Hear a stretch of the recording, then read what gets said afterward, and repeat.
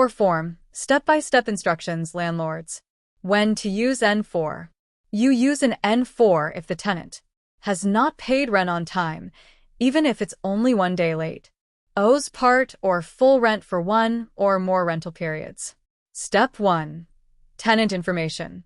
Section 2. Write the full legal names of the tenants on the lease. Example: John Smith and Sarah Jones. Step 2. Rental unit address. Enter the complete rental unit address.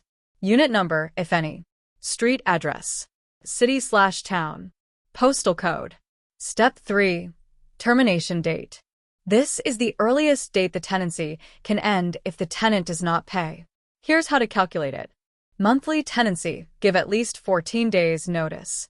Daily/weekly tenancy, give 7 days notice. Start counting the day after you serve the notice. Example: if served on April 13th and it's a monthly tenancy, the earliest termination date is April 27th. Step 4. Rent owed. List all the unpaid rent as of the date you're filling out the form. Break it down like this.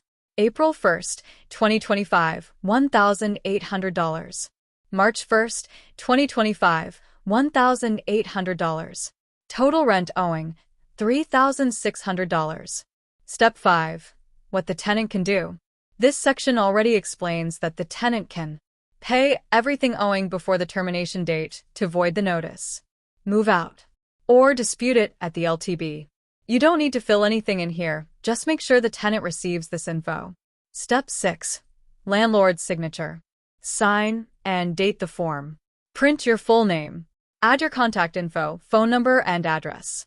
Extra tips. Serve the notice properly. Choose one of the legal service methods. Hand it to the tenant in person.